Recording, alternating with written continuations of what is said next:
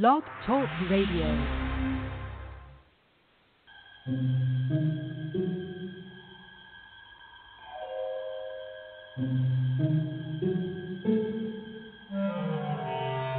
Archangels, ghosts, and Bigfoot, oh my. It's just another night for Supernatural Girls. Real stories, real answers to life's biggest supernatural mysteries. And now for another exciting interview with paranormal experts from this world and others. Here's your host, paranormal researcher Patricia Baker, on the one, the only, Supernatural Girls.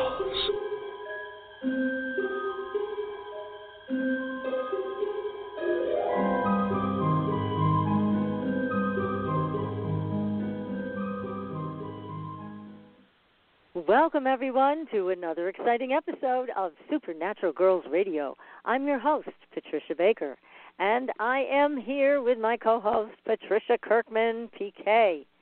PK, I hear it's 80 degrees where you are in Tucson. How are you? Yes. Isn't that terrible? That's wonderful. I only wish. I've been waiting for ages for this to happen. But it's been windy, so it doesn't feel hot. It feels just delightful. I hate to say that to you, knowing what you've got facing tonight.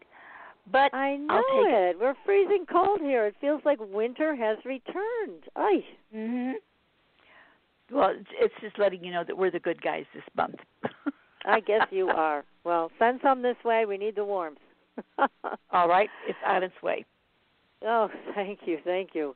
Now, you've been looking at numbers, but you've also been looking at astrological signs and the animals that are associated with those signs, because we've got a great guest tonight. We have Tammy Billups, and she has a new book out, which is called Animal Soul Contracts, Sacred Agreements for Shared Evolution. And Tammy is going to be joining us in just a few minutes.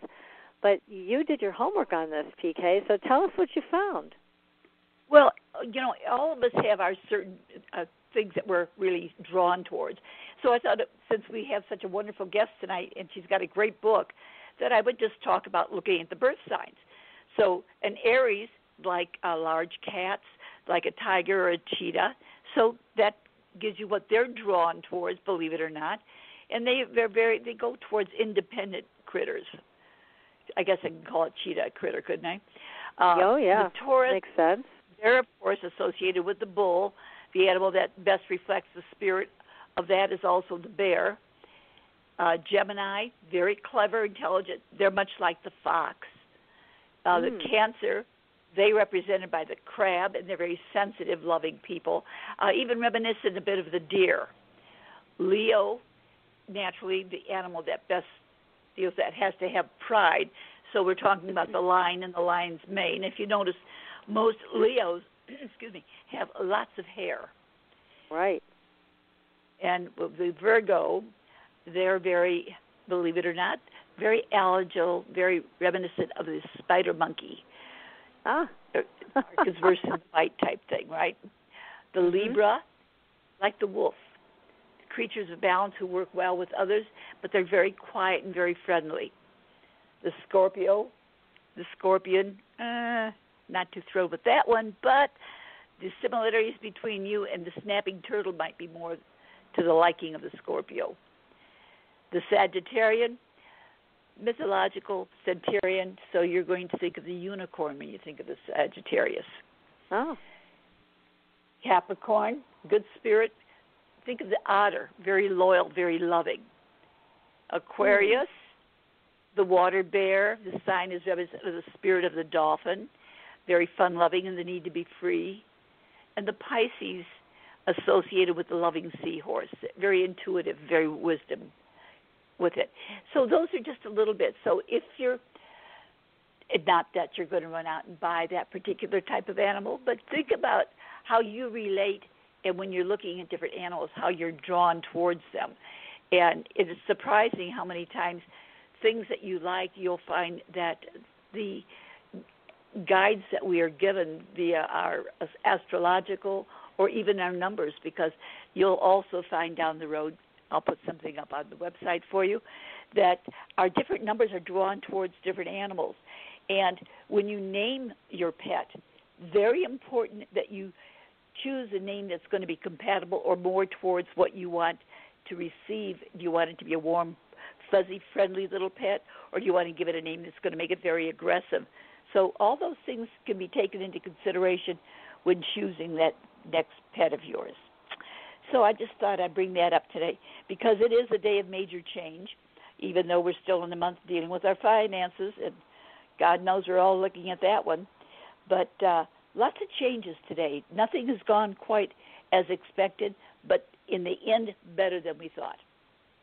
Yes. So that's my tip for the day.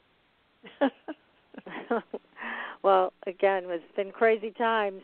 Everybody's trying to, I know, to do their best to stay grounded, stay inside if they can. Yeah. They don't have a job that demands anything else, and it is the best thing to do because apparently it is affecting that curve of the coronavirus, and so we certainly don't want to see a resurgence of that. It's a very scary thing, and I'm drawn back to Captain Kramer, who was with us before all of this started. I want to get him back on the show. I invited him, and he has disappeared, gone dark, but I'm going to track him down, hopefully, and get him back on for next week because he had all of the information long before anybody else did. So he was right when he said this is going to be horrible, and so I want to hear his, I want to hear the rest of what he has to say about what we can expect for the rest of the year. But he was right on the money with this and a great source of information, so I'll hopefully have him back for everybody next week. Yeah. When we were talking about everything about this in the past, we mentioned the fact that we were talking about the numbers then. I said that this month, by mid-month, we'd see that there would be a change, and there has been. Things are looking better. Yes. Look for the middle of May for things to really feel like we could really breathe again. But it's not going to be over yet. But at least it will be breathable, we'll be more flexible to our community, our situation, and our dealing with our families. And that's good. That's good to know, PK, because I think it's not going to be over in mid-May. No, we may get back to some level of normalcy. However, I think it shouldn't give anybody a false sense of security. You still need to wear your masks, your gloves, disinfect, wash your hands. You still need to take all these precautions, social distancing. You know, it's really, really important to know this is not over. And I know what you predicted and also what Maria predicted when she was on our Bourbon Street Medium when she was here. And she did say that the middle of May looked like it was maybe going away, but she said it was going to come back. It's not over. It may look like it's going away, but it's not over. We have to remember that. We have to quit jumping ship before we land. And everybody is already excited about, we can get out and do this. Don't do it yet. Rather be a few days or a week or few slower than jumping in the middle of it and sink. We don't need it. Exactly. And as Maria did share with us, it looked like we were going to have another resurgence June and July, and then again in November. So everybody needs to be aware. We need to practice safe.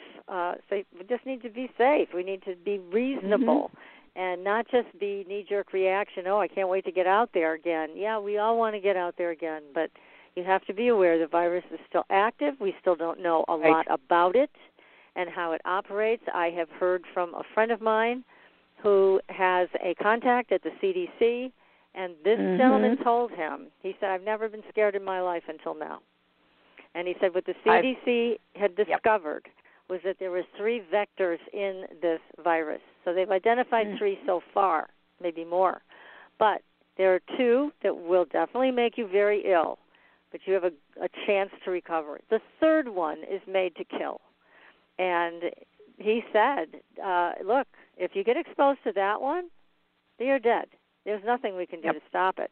That's what scared him so much. So that's the bioweapon aspect of this virus. And again, I'm not saying that, this is exactly how it is. I'm just saying that this was reported to me from someone who had contacts within the CDC, that this is why they consider this so dangerous and so very different from the flu. Because I know a lot of people are comparing it to the flu and saying, so many more people can die from the flu. And it's not the flu, and it's not anything like it. No, not at all. And it's because there's so little we know about it. That's what makes it more troubling, and that's what makes going back to society and opening up all these doors again is very, very difficult to do without a lot of thought and how we can continue to manage this thing. So just wanted to pass that information on. If I got information, I'm sharing it with all of you in the audience. Take it for whatever you want, but this is the information that was given. So anyhow, we want you to be safe. We don't want you to get sick. Certainly don't want you to die. We want you to stay with us because we've got great shows. That's for sure. That is for sure. We want you to enjoy them. Well, also I just want to mention is if that anybody, the air feels clearer and cleaner, which it is, and other things are happening. So maybe once this settles down, we'll be more appreciative of keeping things in check instead of letting them go wild again. Well, and hopefully we'll respect the environment a little bit more and look out for a more pristine air and water. But I also want to say, if anybody would like a numerology reading with Patricia Kirkman, you can go to patriciakirkman.com. You can also go to supernaturalgirls.com, and PK's contact information is there. And if you want a soul realignment reading or any type of spiritual coaching or dream analysis, you can contact me. I am at supernaturalgirls.com also. So just be sure to reach out. If you want our help while you're sitting at home, you want to try something new with dream analysis or numerology, this is a great time to do it. A lot of time to reflect. So it's a nice time to start something like this. So tonight, and also one other thing, go to our Facebook page. We have great stories there for you, so make sure you go. Give us a like and follow us there. Follow us on Twitter.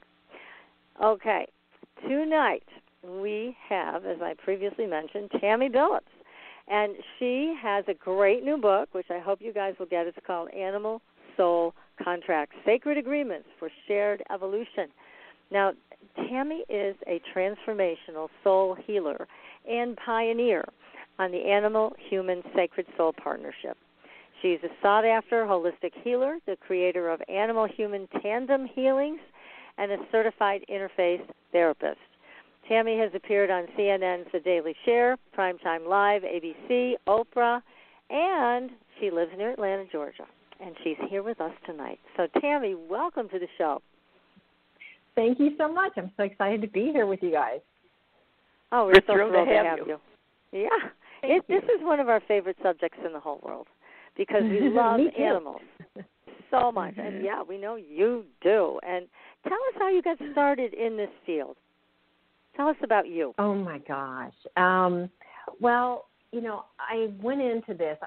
If you read the beginning of my book, you'll find out quickly that really what prompted this whole shift in my life. I was Miss Career, climbing ladders, wanting to be top billers, flying all over the place. And then I went through 4 deaths within several months' time, beginning with my mother, and had this awakening and newfound ability to see into many other dimensions, which really started probably my purpose in life. And once I kind of started, doing my own inner healing, which of course we have to do before we can be conduits for good work, it seems like. Then I started a certification course under 2 psychotherapists who were also gifted healers because I saw energy like both of them. We could all see into people's energy fields and kind of see which emotional wound and defense pattern protecting it is kind of up for the person. And so I started this program with people. I thought, okay, great. I'd always wanted to kind of be a therapist. This is great. I can do this, and it's even better. And then I started wondering how this would work on animals. And would I be able to see similar things in their energy fields? And so I started asking my friends if I could work on them, on their pets. And what I found fascinating was that I would be working on an animal and I would see the same thing in that, I would look at their field and see that abandonment was up per se, which of course a lot of animals have. But then as I panned over to their person, their person had a mirroring abandonment wound. And that happened time and time and time and time again, where, oh my gosh, there's this mirroring effect between the person and the animals. And so then things really took off from there, and that became my lane, per se. Gosh, that's amazing. So this mirror effect, so we are drawing to ourselves pets that have the same issue that need to be healed. So that's where tandem healing came about. Oh, yes, and it goes further than that. Really, our higher selves or the higher consciousness of our souls collaborate with certain animals to join together. That's how we recognize each other when we know it's the right one, or they choose us. You know how it works, and everybody's got their stories for the animals that come into their lives, for how sometimes they literally, show up on their doorstep. And it's because we are drawn to each other because we prearranged it and we had these contracts in place. And yes, to heal certain emotional wounds together. That's one of the type of contracts that we can have. That's the most common that I see, to do the inner work with your animal together, especially if you're an introvert who's highly sensitive and possibly doesn't have two-legged children. The more inside you go, the more animals are probably a resource for your growth. Mm-hmm. Well, that's wonderful. Now, you've had animals in your life. Tell us about your personal experiences.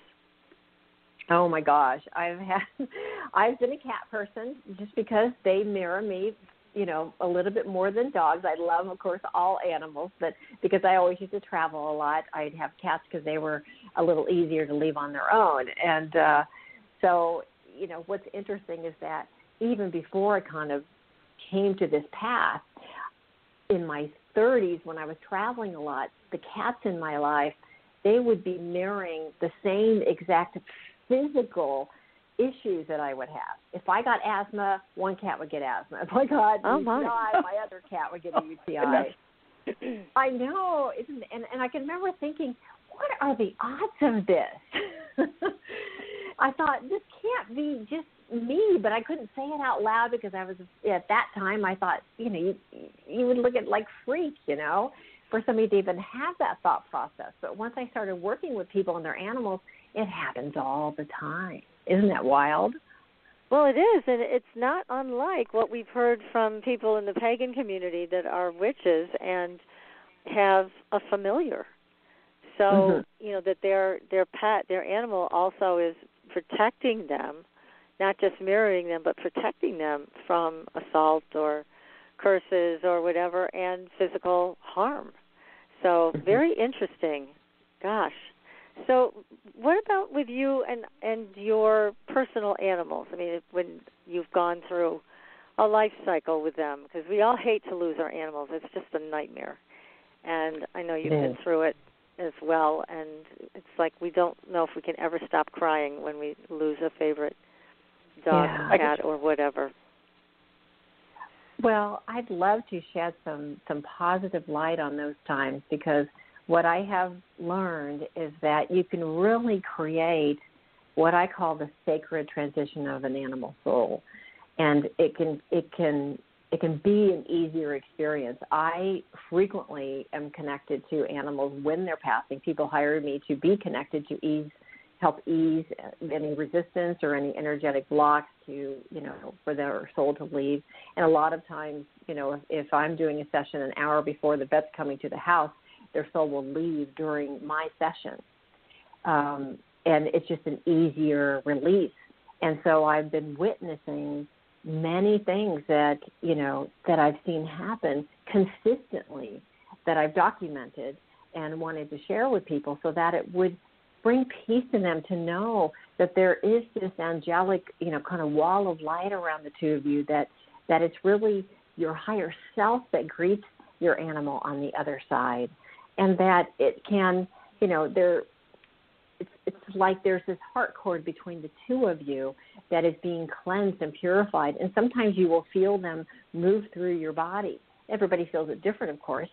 But you can utilize that time to kind of create an altar or write a poem or whatever works for the person, to create really a very sacred space. And it's very difficult, of course, to be both that part of yourself that is extremely wounded and hurt. And, the worst day of our lives is when we lose our beloved animals, and yet hold this higher space for our animals to honor them in a way that, for all that they brought us and all that they did for us while they were with us, however short that time is, that you can be both. You can have both parts of yourself up in that moment, and it can be just a game changer for how you experience, that final moment in the final chapter of their life. Tammy, when a person loses an animal, many times it'll be through illness. But what if an animal is accidentally killed? And how does that relate with you? How can you work with that one? There's not an opportunity for closure. They're just gone. Right, yeah. And, of course, I believe we think they're planned, most of the time they're planned by our souls. And so if you had a quick release, then that would have been planned as well. So there's probably an agreement where you didn't want to have to, that animal didn't want you to have to take care of them and see them suffer for a long time and go through some long duration of a passing. I mean, I've had that happen one time to a cat that I had, an outdoor cat. Also, I talk about him in the book. And he, I was getting ready to move, and he wanted to be outdoors, and I couldn't bring him in because my other two cats were wanting to kill him. and then I know. And then the next thing I knew, a neighbor pulled up, and a neighbor said that his son had ran over Blossom, and that he went very quickly. And I knew in that moment, because I was getting ready to move, and I didn't know what he wanted. I'm usually so good on knowing exactly what they want. And I'm like, why don't I know what Blossom wants me to do? Does he want, because the neighbor said, I'll take him, And so I had something set up, but it was very ambiguous feeling. And that's why. It's because, and I got very clearly afterwards that, no, it was okay. He wanted to be my outdoor cat. He was going to come back to me. And he's with me now as my cat Rumi. So, my goodness. It's the third time that this soul has been with me. Let me ask you a question that I get a lot of times from people when they're listening to a show like this, and, they're a very special dog or cat or, again, anyone that they have had in their lives who passes.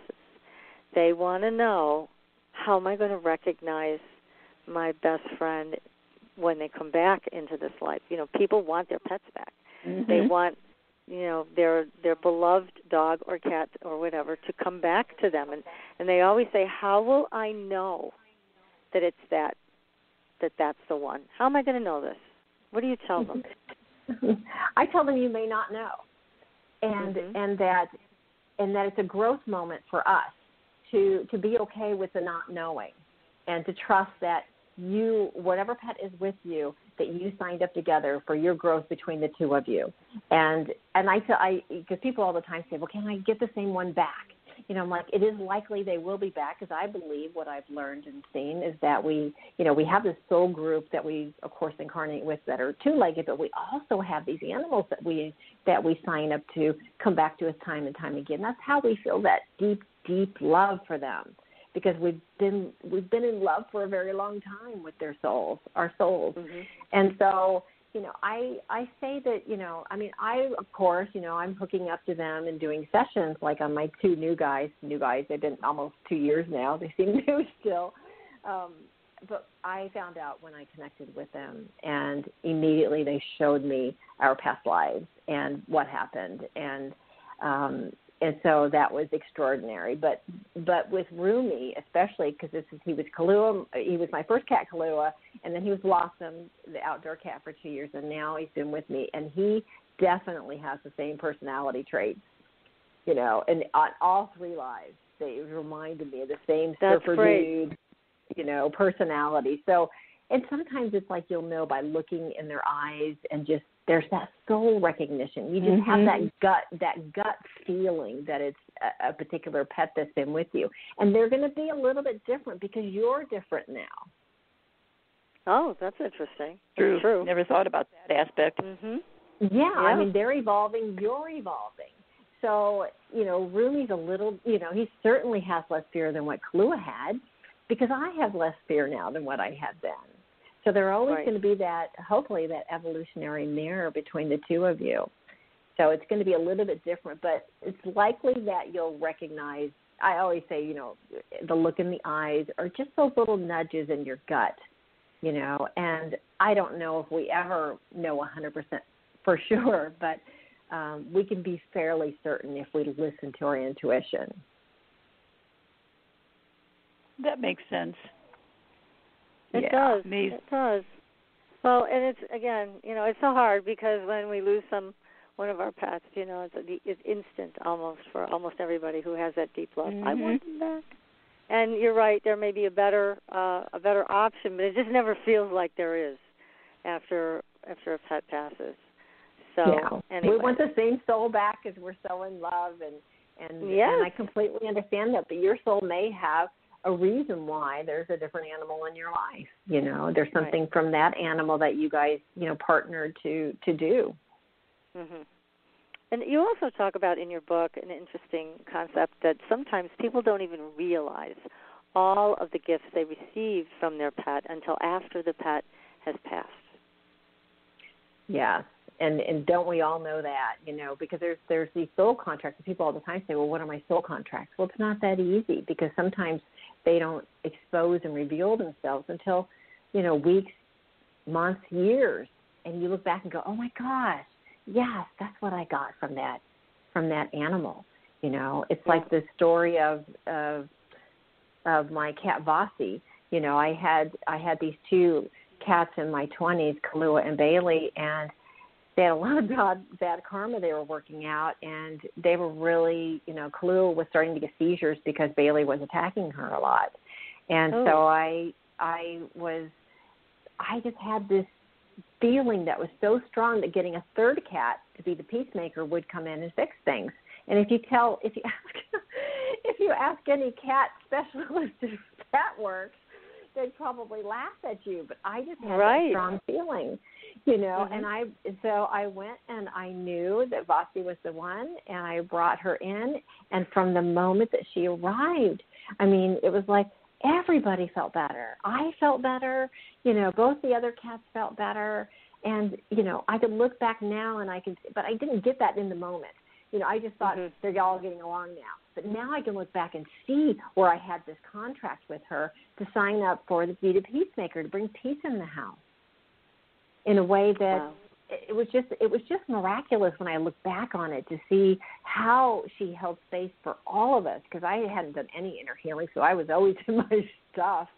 And of course, those two cats were reflecting my inner turmoil, but she just came in and held this high vibration, and it's just beautiful now to look back, years later and see what she brought. And so it may take a while before you realize the gifts that they bring you, and you might recognize it in the moment. It's like, okay, they came, in the middle of my divorce, there they were, they showed up, and then somehow or another, they were there for you in those moments, and you helped each other heal together.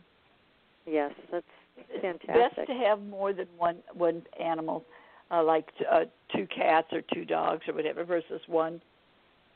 Yeah, everybody feels differently with that, but I'm a pair. I like that they can have their own kind to hang out with and have that camaraderie. I do too. I like that. Yeah, I think it's important, and it's to have their own breed. Because I've had two dogs before in the past, but not the same breed until most recently, and it's a big difference. And they do really bond, even if they're from two different litters. If they're the same breed, they become close friends, and it's pretty amazing to watch. In fact, I had Gabriel and Hermes, two Shih Tzus, that turned 14 in December, and I swear to God, it was like their expiration date came due, especially for Gabriel. And he passed away in February. It just broke my heart because I was so close to him, and it just it still tears me up. They're so beautiful. Yeah, they're just gorgeous little Shih Tzus, but very different personalities. And Gabriel was always the laid-back one. Hermes was always, I'm Mr. Dominant. I come first and all of that. Well, when Gabriel passed away, Hermes became a different dog. And he lost his confidence, which was very surprising to people who knew how he behaved when Gabriel was alive. He has still not back to himself, but he misses Gabriel so much. It's been a very difficult adjustment. But there's often a question in my mind about getting another puppy for him, because it's obvious he's so lonely. And yet, he is an older dog, and I'm sure you get this question a lot from people. How do you know what to do in a situation like that? Well, I always suggest that people have a very open dialogue with your dog. And yes, they pick up on the energy of our words, and at some level they're hearing it, and you're doing that, of course, just as much for you as for them. So it's like having that dialogue of, I'm thinking of doing this. I want you to give me some really clear signs that are real obvious, whether or not this is something that you want in your life or not. And ask for, you can ask for sometimes very specific signs. And like I tell people that if you're asking a question like, do you want this? And then they get up and they look at you and they turn around and they walk out of the room, that's a no. Okay. Direct and to the point. I'm not looking at you anymore. Yeah, and if they come over to you and give you a big kiss, that might be a yes, and just really listening to watching how they react to your questions, and then really giving them credit for getting that message through to you. And they will let you know. And sometimes they'll come to you in a dream, and you can ask for that as well. If you're one that remembers your dreams well, then and they might do that, and they and you might see a sign on a bumper sticker. You know how these things work, Right. And you just might get that. And when you feel really drawn towards that puppy, then that might be what's your dog's name? Hermes. Hermes, it might be Hermes, guiding you to do that. If you feel really drawn, and especially if you fall in love with, a puppy that you really want to bring in, that might be all part of the plan. And then, whether or not he ends up being good friends and he sticks around for another 2 or 3 or 4 or 5 years, then great. And then if he decides that he wants to go be with his brother again, then that'd be part of the plan as well. Well, it's interesting. It is interesting, because I know I personally think about, having a new puppy to take care of, and it is a lot of work, which every puppy owner knows. So, if I took this on, it really would be for Hermes, and I'm sure I would benefit tremendously, as I have with all of my animals. But it's, everybody knows who's a dog owner. You're taking on a big job, and you better be ready to do it. What about an older dog that you bring in when you lose one? Is that easier to work with, or is it better to bring in a puppy?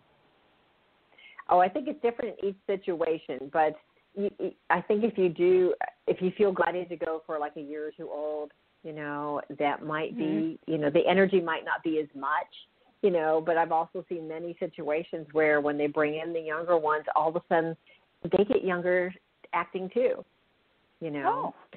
Right. And all of a sudden they're running and playing, like they haven't done in years. Every situation is going to be different. It's kind of almost impossible to predict exactly how it will be. But I always say the more you're in touch with your heart, and if you tune into that heart chord you have with Hermes, and just say, okay, just let Spirit guide me here, and just help me get in tune with what's right, for our hearts. And then you just follow those inner nudges, and you'll get there. Yeah, that's great. Well, we want to hear more about the different types of soul contracts you've identified, and also some of the healing experiences that you've facilitated with your clients. But first, we're going to take a short commercial break. And everyone, you are listening to Supernatural Girls Radio. We will be right back. Pure essential oils, specialized minerals, and a revolutionary anti-aging technology. Astridian combines the best of all scientifically proven ingredients in easy-to-use creams, lotions, and concentrated serums. Astridian's advanced line of products take your skin to a new level of being healthy and beautiful. We offer a variety of collections that address all your skin concerns. The Essential Anti-Aging Series treats and moisturizes your skin for a long-lasting, younger look. The Multivitamin Series promotes healthy skin with high-quality vitamins and minerals. The Sports Series restores skin from cellular damage and stress. Astridian also offers a revitalizing solution for hair and a professional series for doctors and medical spas. Visit astridian.love today and begin your new journey to healthy, beautiful, youthful skin. Astridian, beyond your expectations. There are a lot of psychics out there. How do you decide which one is right for you? You look for someone who empowers you, who's practical and spiritually connected, who says, here are your opportunities, here are your challenges, and here's a way to deal with them, and then gives you your own toolbox to make your life everything you want it to be. Hi, I'm Corby Mitleid, and that's how I work with you. As a certified professional tarot reader, I've helped thousands of people for over 40 years through my toolbox. Cards, past life retrieval, numerology, spirit guide conferences, and mediumship. Whether it's career, relationships, finances, or your spiritual road, together we can replace your confusion with clarity. And you'll probably find a little laughter along the way. Visit me at CorbyMitleid.com to find out how to cross your bridge from fear to fearlessness and fly. And tell me you found me at Supernatural Girls for a special gift with your reading. Corby Mitleid, the practical psychic for catching your tomorrows today. Find me at CorbyMitleid.com. That's CorbyMitleid.com. Your property tax bill. Have you seen it lately? It's frightening. Your property taxes are going up while your home value is going down. It's time to fight back and win. For the real truth about the property tax system, get attorney Pat Quintilian's book, Are You Getting Screwed on Your Property Taxes? How to Find Out and How to Fix It. Attorney Quintilian answers all your questions and gives you the facts you need to fight a property tax bill that is spiraling out of control. You'll also read about what happens to property owners who don't check their property records, only to find out too late they're taxed on square footage, fixtures, and even buildings that they don't own. Is this happening to you? Learn your rights. Buy attorney Pat Quintilian's book today. Are You Getting Screwed on Your Property Taxes?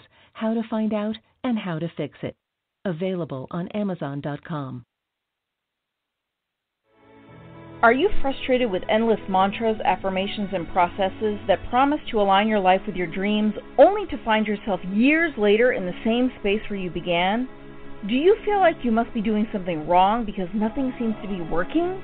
Don't you just wish that someone could shift your consciousness for you and your life could align with your desires without all the effort? Well, your wish is about to come true. Hi, I'm Carrie Cannon, and I have a gift that allows me to align the consciousness of others to be in harmony with their dreams. The best part is, it requires no particular effort on your part. Upon listening to a consciousness alignment, people have reported instant energy shifts, financial windfalls, soulmate connections, healed relationships, physical healings, and more. To gain access to a free trial offer for my entire Manifesting Miracles library of consciousness alignments, go to commandmiracles.com now for details. Again, that's commandmiracles.com for information about our free trial offer. That's commandmiracles.com.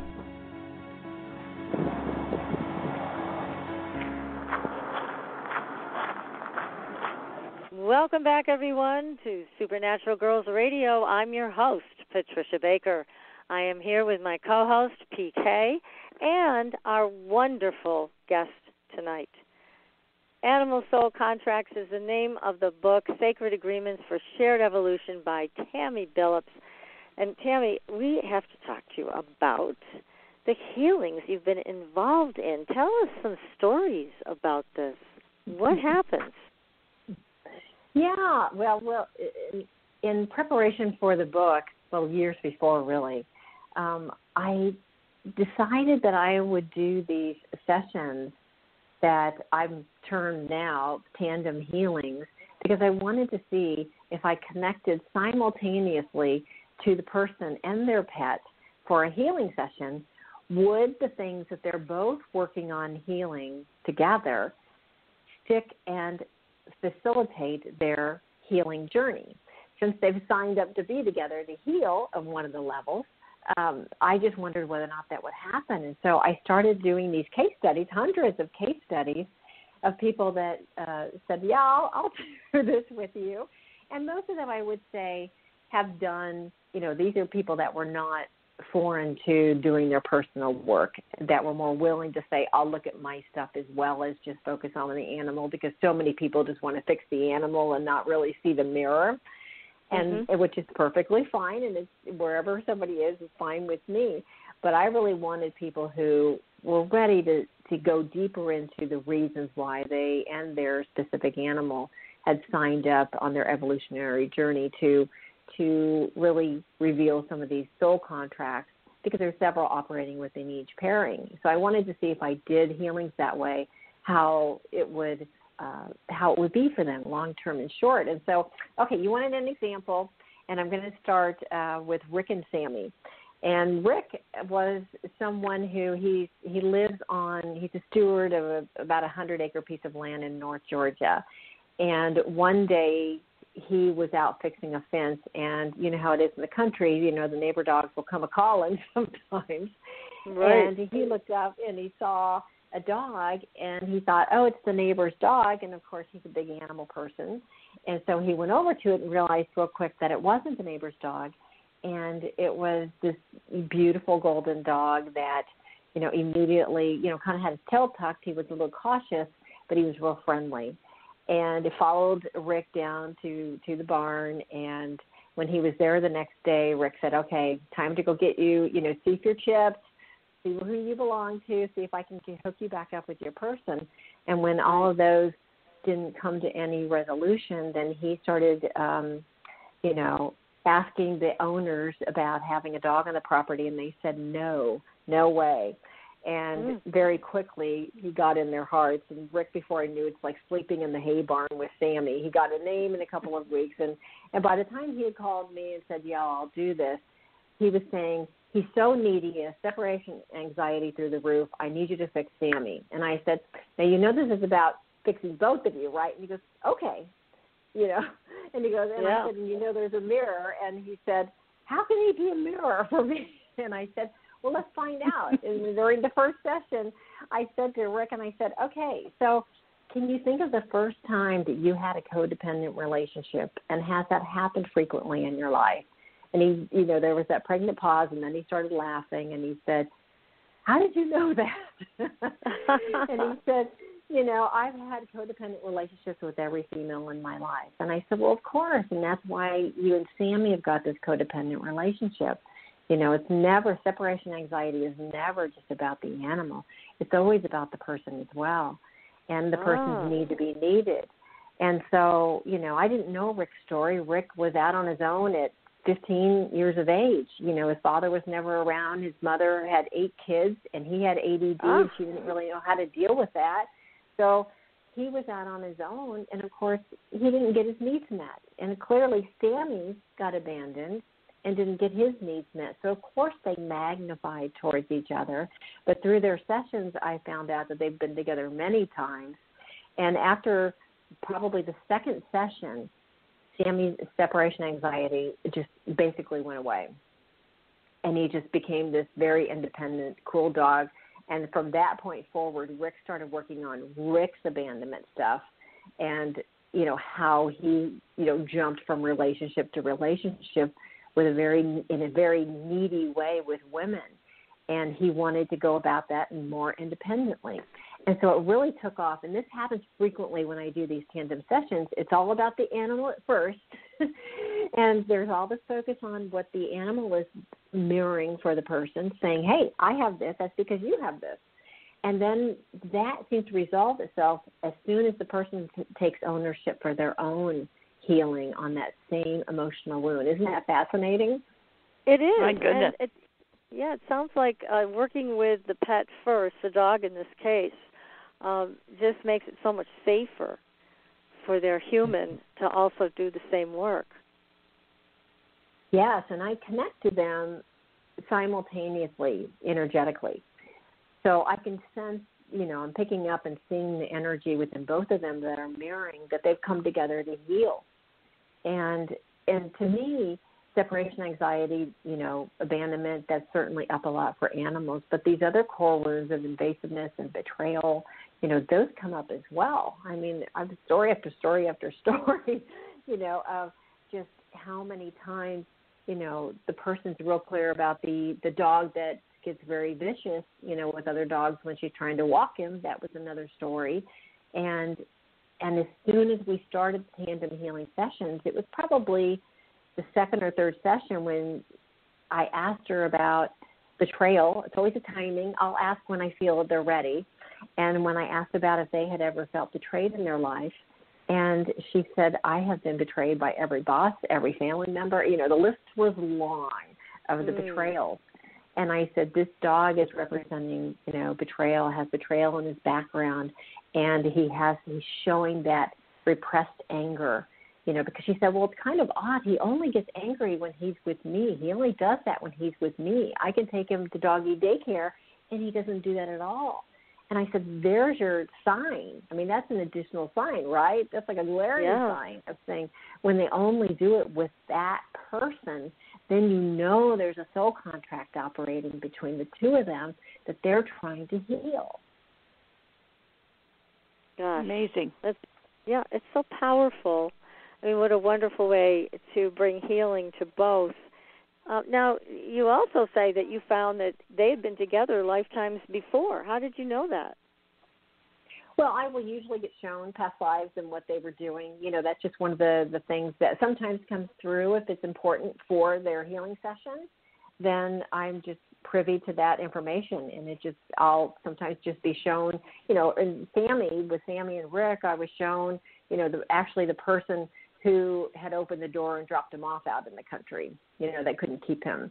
And then, once we continue, because they signed up for, I think, 8 sessions total. For the case studies, I require that they do a minimum of 4, a 4-pack, and that they do once a week, because I really wanted to take a deeper dive. And when there's a lot of space in between sessions, sometimes it doesn't go as deep. And so with Sammy and Rick, it was probably third or fourth, maybe a little beyond that, when I started seeing them together in past lives, and several times. And I would guess that Sammy is definitely part of his soul group, and that they've agreed to come together, time and time again for each other's growth. So it's so fantastic. Now, this may be a strange question, but I've heard this question asked before. There's a lot of animals out there, even horses too, that I've heard about. They're so advanced in their ability to communicate with people. It makes you wonder if they're getting ready to come back in another form, like in a human form, next time. Do you ever see that happen? Oops, what happened here? Okay. PK, you still with me? Oh. Okay. Yeah, I'm with you. All right. So I'm Tammy, here. all right. Okay. What happened was, for Good some deal. reason, your microphone went from hot to not. So now you're back on. So anyhow, that you heard my question, right, about animals getting ready to take another form, even a human form, that are very advanced in their communication. No, I didn't hear the question. So okay, I'll repeat it. So basically, there are a number of animals. I've heard about horses like this, dogs, cats like this, that are so advanced. It makes you wonder if their next life is going to be in a human form. And have you ever seen that? When you look at soul contracts, is this something that anybody has worked with before, where their pet is getting ready to take a different form? Well, I just take things as they come, meaning I have seen in some sessions where, like they're a cat now, and in the past life they've been a dog, or they've been a horse. And I see that happen frequently, where the two of them were together and they were in a different species. And then I've even seen where in one situation with Lily and Anya, a dog and her guardian that have been together a long time, and I worked with them for many years, my sense was always that Lily was actually a two-legged from Anya's soul group that incarnated into dog form to help Anya. Anya had always wanted two-legged children, and Lily was just a master healer. I mean, you would think that she was a person. I mean, she would go to these healing circles that Anya facilitates on her priestess groups and sit in the center and literally just stare at everyone and then go up to maybe one or two or three people, and those people would instantly feel better. And as she got older, we always had a session on the books right after Anya's circles because Lily had a harder time releasing some of the energy that she had absorbed. And when I would tell Anya, who had breast cancer and who had this, and she would just know exactly who it was. Mm-hmm. Because that energy was absorbed by Lily. And Anya said, I always, all my life, have felt this two-legged soul wanted to come in to incarnate, to me, give birth to it in my life, and I was never able to do that in this life, and I feel like she went into Lily instead. And I would concur with that. Yeah, that is so interesting. Oh, my goodness. So what about, you also talk about abuse, which, I mean, let's face it, anybody loves animals. It makes them homicidal to think about anybody hurting a helpless animal. But you put it in a bit of a different context in your book. Can you explain more about that?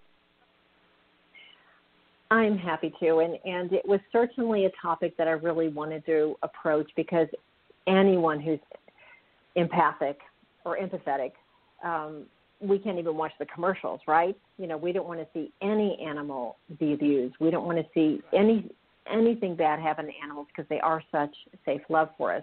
So I really wanted to educate people as to what could be going on. Why would they choose that? Because I believe that we do choose a lot of our experiences. And so animals, what I have found with dealing, I donate a lot of sessions to many rescue groups. And as you know, they all have these stories, horrific stories, a lot of them. Mm-hmm. And when I started tapping into their higher selves and they started showing me and kind of telepathically sharing the reasons why they would choose that, it was just so heartwarming. I mean, I remember this one dog, and he was very badly abused by this gentleman, and yet he was showing me the picture of that his goal, and he was such an old soul, and a lot of times there are old souls that can endure something like that. It's like his goal was to get the gentleman to just have a glimmer of empathy and remorse, and he got that. And so as soon as that gentleman did that, that gentleman turned that dog in. Oh. It's like he couldn't deal with that anymore, wow. And so that was like, I get chills right now thinking about it because I just thought, how beautiful is that? Yes, he'd gone through this wonderful experience, but because he got through to him, he got through to his heart and just got a bit of remorse, which was the whole goal. And such a mature soul to have that as a plan. And then he got to the shelter, and then he went on to, a much healthier, easier life. But he chose that. And it's the same for oil spills or these big events or zoos or circuses. I mean, some of these animals will say, I'll choose to be that animal to shed light on what's happening in those places so that it can be stopped, so that there can be action taken, so that they won't do that anymore. Whether or not that's, and some of them do like being in the petting zoos and do like it, and they really wanted that interaction with people because it is a different type of growth for them than, of course, just living in nature. The closer they are to people, the more opportunity there is for their souls to evolve. Does that make sense? Mm-hmm. It does. What about people that take the animals and use them as fighting dogs and things like that? How does that play out? Because what you see that these animals go through is god awful. Yeah. Would they actually choose to be put in that position? I do think that on some level that they would choose that, and again, it might be something similar in that they're wanting to shed light on it. Of course, I live in Atlanta. I was here during the Michael Vick thing, That I was thinking about actually this Michael Vick thing. Right. Yeah. And this was the epicenter for that. And I actually, you know how many pit bulls got rescued and got put into beautiful homes that year because of that? I mean, it was an amazing global action, and there were more legal rules that were put in place by the government even around fighting because of the dogs that chose to do it during that time. And people lined up in groves to adopt these dogs. And light was shed in a way that there would not have been before had Michael Vick not been the one that got caught. You know what I mean? Mm-hmm. You know, because there was such a big star that got caught doing it, it shed light on everything globally, and it just got shut down. And everybody lined up to get these dogs. And I do believe that the dogs that all endured what they did during that time had to have part of the life plan of, let me be one of those dogs that sheds light on this awful thing that's happening so that it can stop once and for all. Well, that makes good sense. Yeah, it's pretty brave of them. Animals are hoarded by people where they have so many of them in a home and everything is a complete disaster. What is the purpose of the animals having to go through that type of ordeal? Because many times we don't know about it. Occasionally we do, but hoarders of animals in filthy conditions and no food or whatever, it's scary to think that this is going on today. Still goes on. Yeah, we're talking some deep subjects today. So know that person obviously has a lot of fear. You know, if they're trying to surround themselves with animals, you know, obviously there's a lot of fear within that person.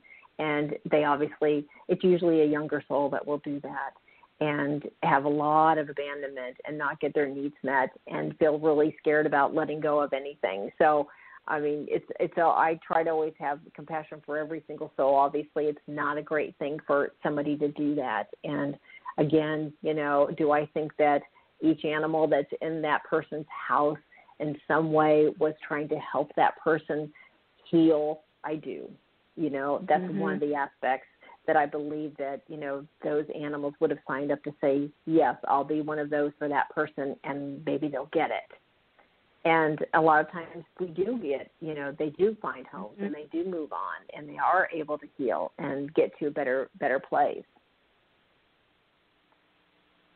Now, I heard that there was a federal law put in place about dog abuse and cat abuse and pet abuse in general, which I think, if that's true, is tremendous. It really needs to be a federal law across all state lines that people who do things like that to animals are taken away and put in prison. I know that everybody has lessons to learn, but at the same time, there is so much cruelty towards helpless animals. It really does need a firm legal position so that they don't get away with it anymore, and it's, you know, dogs, cats are not considered anything more than property. It's good that that's changing, and I'm sure you're happy to see that, right? Oh, my gosh, yes. Oh, yeah. Any of us that love animals, it's the hardest thing in the world to even imagine how someone can do that, and can there be, you know, repercussions for, you know, what their actions are, then they should have to deal with that, absolutely, without a doubt. Yeah, I mean, I say lock them up and throw away the key. I mean, a lot of the times it seems like the penalty is way too light, and so it's not taken seriously. So with these new, hopefully, more strict laws in place, people will get the message that animals count and they're not throwaways and they're not to be abused, or you're going to prison. So I believe that animals are counting on people to act on their behalf to create a kinder world for all beings. I truly believe that. Good. Yes, good. I'm glad to hear that. Yeah, it's just too much for me. I mean, when I see things posted on Facebook about dogs being abused, I just have to scroll by it because it's too upsetting to me. And I know other people feel the same way because I've seen them post back. Don't put this on my page anymore. I can't take it. You know, it's so upsetting to my entire nervous system. I know it happens. I donate. I do what I can, but I can't look at it anymore. And that's okay. We do what we can. I donate sessions and I do them remotely because I have a harder time when I go to the shelter, and they're much more productive when I do them remotely. So we all do whatever level we can to help. It's just important for us to deal with what it is that's being triggered within us when we do get triggered, and then we take action from that more healed space. It's like whatever action we're called to do, we should take that on behalf of the animals. It's important. They're counting on us. They are. And as you mentioned, circus animals too, elephants and tigers and lions that in the past have been forced to perform, and I'm so glad to see so many of those circuses shutting that down. And I know. Not doing that anymore. It's really a good thing to see. So there are changes, and hopefully there'll be a hell of a lot more to keep our animal friends safe. When you communicate with, have you communicated with any of these trainers that work with elephants or big cats? I mean, do you find that there's lessons for both sides of the fence with that? Have you ever worked with them? I have not. No, I've never worked with the trainers at that level, not at all. But I would imagine within every pairing that there are soul contracts. Absolutely. I've always seen that there are soul contracts when I've connected with a person and their animal, and I can't imagine that there's a duo that's not the case. And I would be interested to, if you know of anyone, I'd love to talk to them. Yeah, exactly. Actually, we do. Amelia Kincaid works with big cats and elephants, and she does a lot. I'll put you two in touch. Great. Yeah, she may be able to fill in that piece for you. Yeah, since she does that kind of work. So give us another example. It's not always abandonment, and it's not always abuse. Just give us some examples of other stories where you found contracts in place and what the issues were, what actually happened. Yeah, well, I'll give you an example of what I call a pinnacle teaching soul contract, and we're probably all a little bit more familiar with the pinnacle teachings because they're all those yummier, love and peace and acceptance and joy, and those are things that animals bring us. But I love this example that's coming to my mind because I think a lot of people do struggle with some of this. But Sue called me and wanted to sign up for Tandem Healing case studies with her cat because her cat was very sensitive and was always under the bed a lot, and she just felt like she didn't have much of a life. She had a cat brother, and he was very social and always out and hanging with the family and everything, but their one cat would be under the bed frequently, and she really wanted to help the cat because she perceived that the cat was not having a very full life. And as soon as we started the Tandem Healing sessions, I clearly got that they had both had invasiveness in their background. They were both very what I call the sensitive ones profile, and that usually comes from being over-controlled or just somebody in their space, and certainly it can be physical or sexual abuse as well. And as it turned out, Sue had very over-controlling parents and was very sensitive, and really, if she was being honest with herself, which I think at one point she did admit, that she would rather live underneath the bed all day long too. And just go and hide, and she found that when she was real social, it was just too overwhelming, and she had a hard time giving herself permission because we think we have to be a certain way. And so really what came through the sessions was Sue's acceptance of herself and honoring the pace that she could tolerate for how social she wanted to be, and when she just needed to go off on her own and refuel and get R&R. And as soon as she realized that she had that profile, then the cat immediately started coming out more. I mean, it was almost like, snap. It wasn't ever quite the social one that the other cat was. because they both, whenever you've had invasiveness in your background, your boundaries are a little bit more porous, your energetic boundaries are, and you're very intuitive, so you're sensing the energy of everyone that's in the room. That's the introvert profile. And so, of course, animals instinctively know that they could sit under the bed. It didn't mean that she was scared. She wasn't under there trembling. She was just observing because she needed that space. She was feeling maybe what, the people were going through. And so Sue was the same way and really needed to take that time too. So really the soul contract was to learn acceptance of the self that came through. And that was a game changer for both of them, because now Sue can give herself permission and be okay with the fact that she is more sensitive. You don't have to change that. See, she wanted to change herself, and she projected that on her cat of wanting to change, assuming that her cat had that awful life. And as soon as she got that about herself, then they both were able to heal that. That's truly amazing. And you also talk about in your book, people get concerned that when they work with you and the lesson of the soul contract is revealed and it comes to a conclusion, they get scared that they're going to actually lose their pet to death. And I'm sure you hear this a lot. So how do you handle that with people? Yeah, I'm so much about teaching people to go within and to trust their gut, but I do get that frequently. They'll say, well, if the soul contract is resolved, then are they going to leave? And certainly that's a possibility, yes. But I try to tell people to really not focus on that, because if they're finding out about the soul contract, then they must have planned that as well.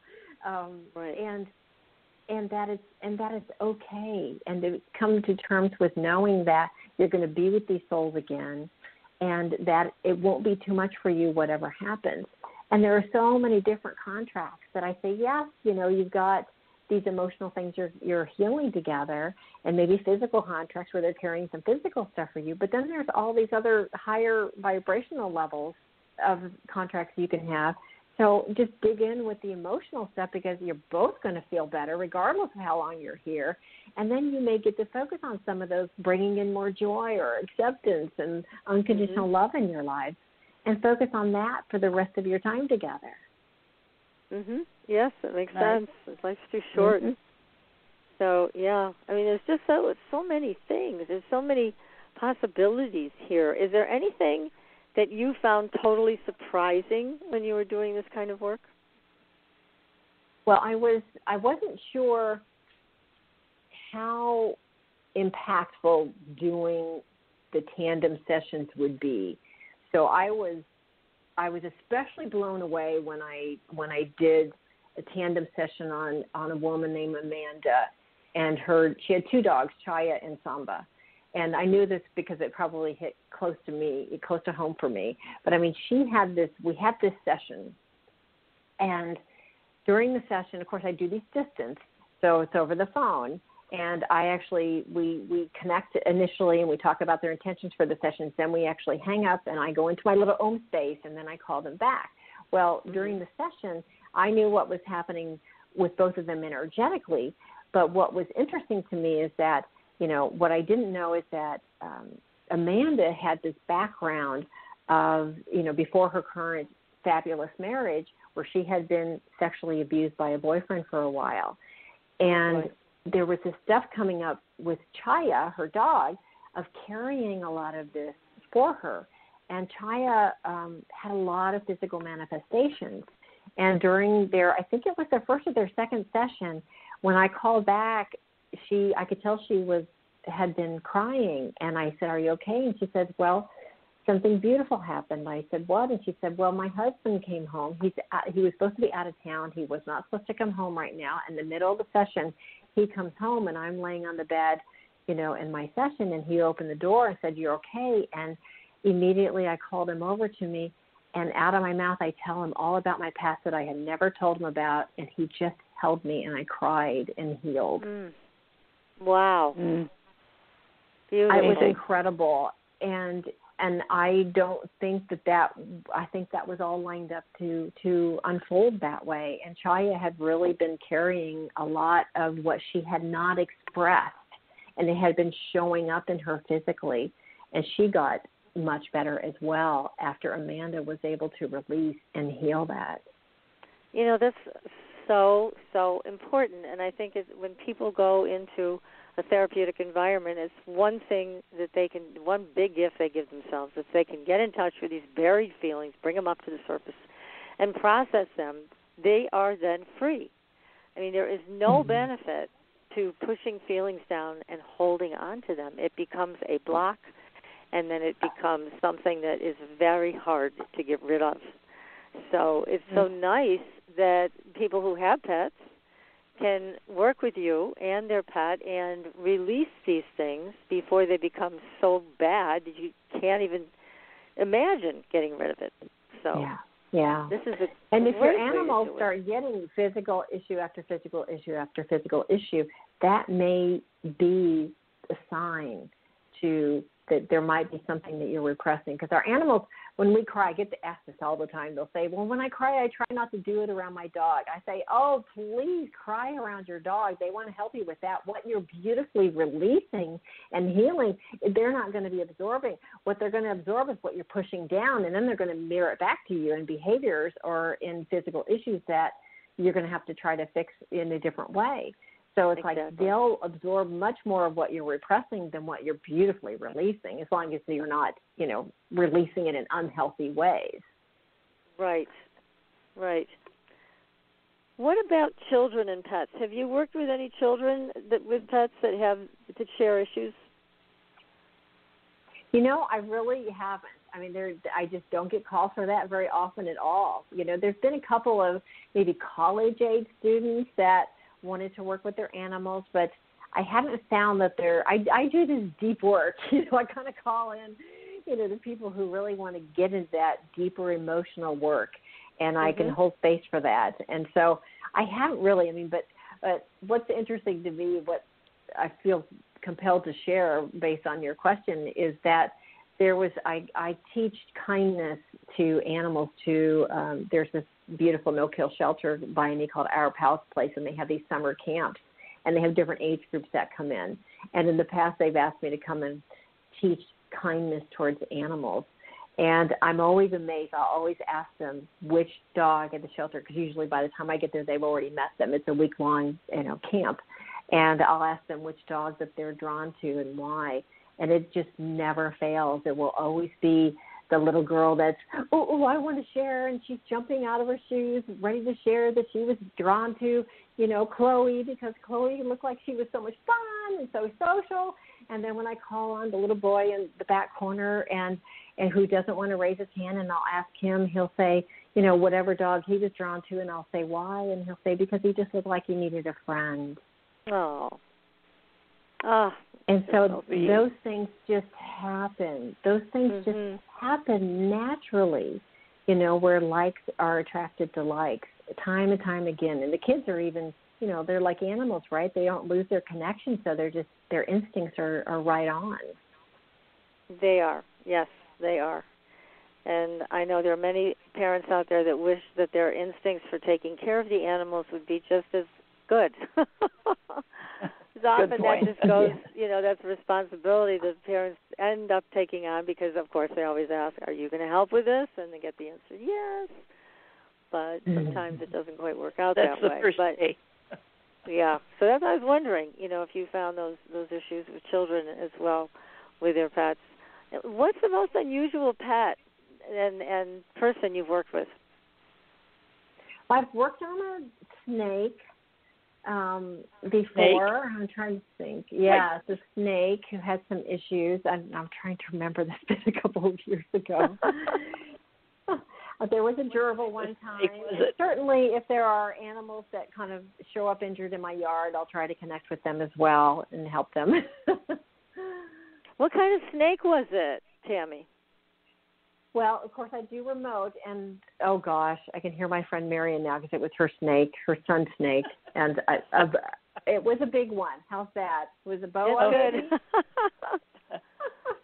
It wasn't Good. little, I know that, because he had a whole closet they turned into the snake room. Oh, my God. And what was the issue that the snake had? He had, like, gum issues. There was some constant gum infection or something, you know. Could it be what he was? Oh, God. Yeah, but there was some constant, it was some physical issue, and they wanted me to connect with them. Oh, I see. So it wasn't so much emotional as it was a physical thing. Oh, I absolutely think it was emotional with her son. Oh, okay. Yeah, I'll what was circle it? back. Yeah. Oh, yeah. I mean, do I think it was something that's also mirroring something for her son at that time? Yes. But, you know, at that point when they're at the age that he was, they just, it's not going to take that deeper dive into those emotional issues. Yeah. It's a little too much to expect for that age group. Absolutely. Do you ever go into schools and talk to children about this? No, but I would love to. I would love to do that. I mean, the no-kill shelters, you know, I talk to them sometimes, obviously, but yeah, that's something I'd love to do more of. Well, I'd love for you to do it. Yeah, because you know, I think it sets a different tone for children to hear from you about this, and it opens up doors for them, and they can see animals for what animals really are. You know, that they're truly sentient and powerful. As my Native American friend who passed away always used to say, every animal knows more than we do. And I completely agree with that. They do. And what I love is that I just wrote that down of working with children. So we've got a rocket of desire that was just blasted. So good. Hopefully that will come together. I hope it does. You know, because getting them young like that, to think differently and to think more compassionately is just so important, in my opinion. So, yeah, I hope it comes to fruition. I'll put some energy towards that, too, for you. I think it's something that needs to happen, especially because kids today, you know, tend to be very distracted and very involved in their technology. So it makes it hard for children to connect like we did so many millions of years ago when we were children. It was a different world. It was. And I look at how they're holding space right now. I hope it's okay if I pivot a bit. It's like with animals and the current, you know, global lung focus. You don't know how many sessions I've been doing on emergency animals recently where they have these lung issues. Oh, no. And, of course, that's where, of course, COVID-19 is hitting. And, of course, the lungs hold grief and sadness. And animals are really trying to hold space to help people move that out right now, any repressed grief and sadness. And they're really just holding space. I think about a couple weeks ago I was closing my eyes to meditate and had my palms upright, and my mind started going down this road about missing hugs and missing touching. And immediately my cat Rumi jumped on my lap and put all four of his paws on top of my open hand. And I sat there and went, of course, animals to the rescue again, right? You know, I mean, they show up, and I'm like, you know, and he just looked at me like, hey, what am I, chopped liver? You know? Yeah. I'm here for you. This is what we do. You know, they provide us these things that we need, and of course, they're all about touch. They know the importance of touch, and I believe right now they are holding collectively this space for humans to heal, and especially the grief and sadness at the lungs. I just keep seeing that time and time again this past month. Now, are you also seeing actual physical symptoms, not just emotional crap, but physical symptoms of it affecting their lungs? That's very interesting. It really is, and it's consistently been the one thing, and it's not just one type of lung issue. It's this one has, you know, an issue with this lung, or it's just different fluid in the lungs, or one's losing air in the lung, or, you know, but it's just, I've never seen so many lung things within animals that I'm working on. And is it specific to dogs or cats, or both? Both. Because I know they did report the tiger that tested positive for it, but I hadn't heard of dogs being found with it either yet. Anyways. Yeah, I don't know that they have that, but I think because there is so much focus or an opportunity for us to heal, and then, of course, that's what I'm guiding the people that are, if they're calling me, they're usually a little more open-minded, of course, and I'm guiding them to if they've got sadness coming up right now, or if they're feeling the need to cry, even if they can't attach it to anything, to just go with it. Because we really need to free and clear and add more light into our bodies and especially our lungs right now. And if animals are modeling and trying to help us with that, then we owe it to them to really do that work.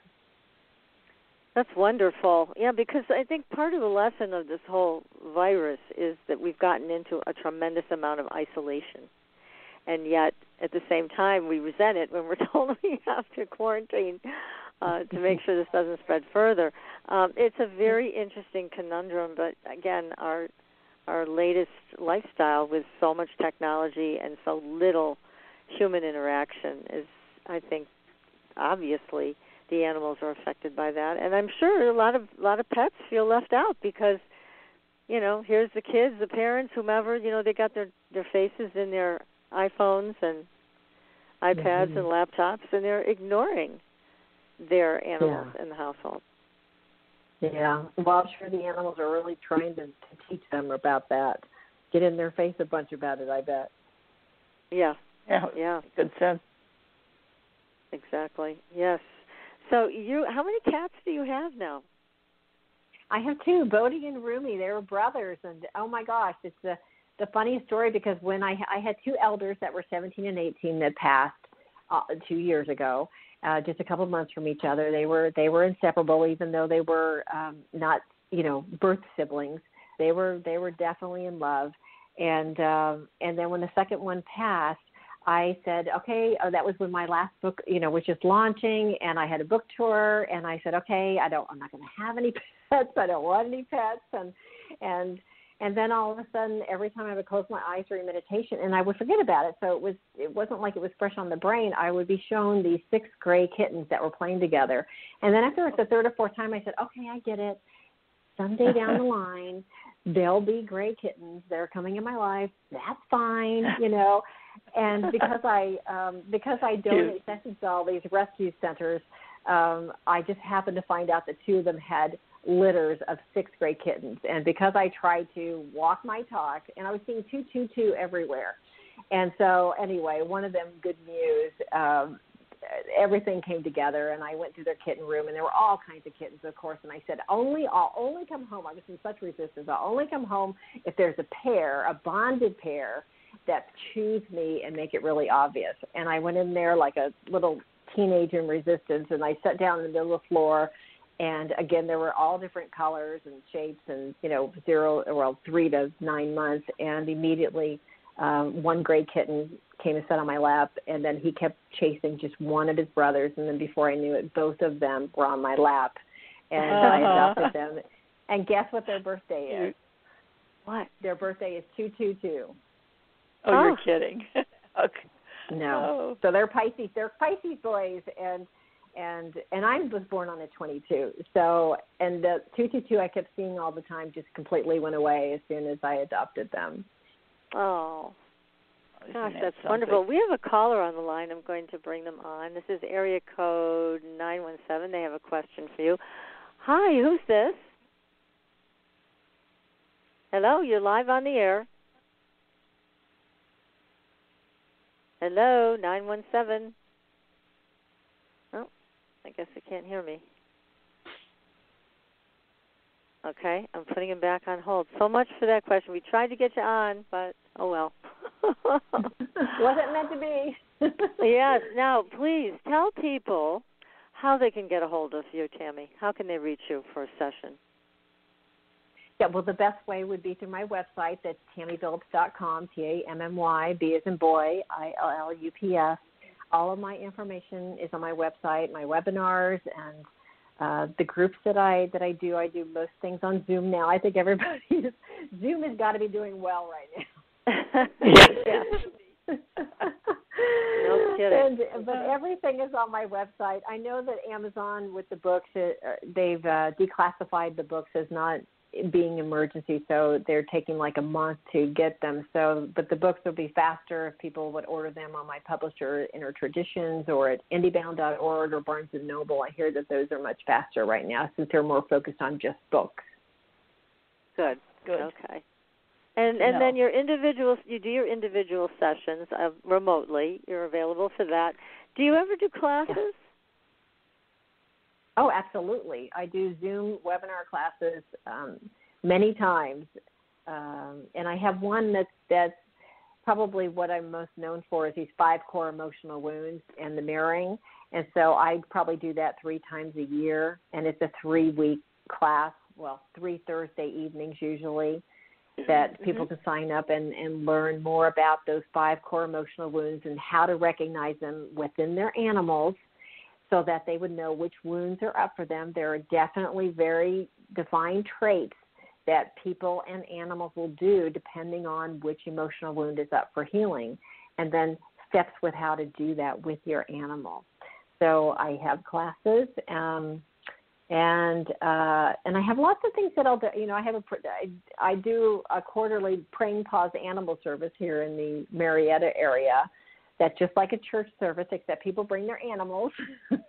And the message is always around the animals, and all the love offerings go to a no-kill shelter.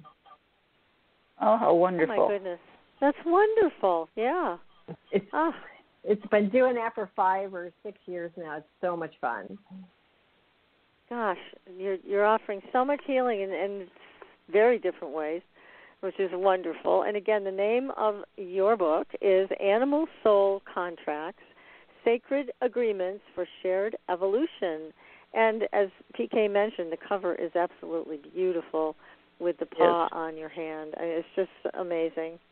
And again, so many wonderful stories.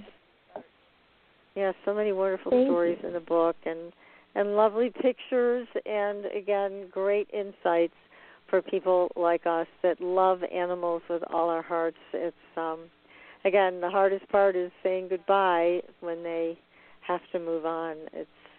That's the tough one. But then we go out and do it again. So.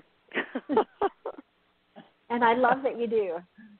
Yeah, and all the pictures are real. I was amazed at how many people sent me pictures to put in the book that included themselves, because a lot of times, you know, they just want their animal's picture to be there. But many people sent me a picture that was with them, and I just thought that was very courageous as well. Very special. That shows a lot of trust in you as well for them to do that. Oh, thank you. Yeah, thank you for that. I'd like to hold space for them to feel safe to do that. Well, it's been such a pleasure, Tammy, having you with us this evening. And also I want to mention this is not your only book, so people can go to your website, TammyBillups.com, and look up the rest of your books that are available. And again, they can book a session with you. They can join one of your webinars. There's many ways to connect with you right there on your website. And the other thing I just want to mention for everybody, next week, Tom Palladino's coming back, and Tom treats people and animals with scalar energy remotely. And one of the things, one of the experiments he's involved in now is treating anybody who wants to be treated for free, including their pets, for this virus that's flying around causing so much trouble. So you can go to our Facebook page. You will see a place there where you can sign up for free. No credit card is required. And we don't make any claims about it, but it's done remotely. Tom will be back on the show next week, and he's going to explain more about how scalar energy works and what he's been doing with scalar for the past number of years. It's very exciting. And, again, it's totally free. So go to our Facebook page. You'll see a place where there's a link, and you can sign up for it for free if you'd like to try it. And, again, you can send in a picture of yourself and your pets, and everybody will be treated with scalar. So we'll hear from Tom next week. And in the meantime, everybody have a great week. Be safe. We'll see you on the Blue Highway. Good night. Good night. Thanks for listening. Tune in next week for another radio adventure with Supernatural.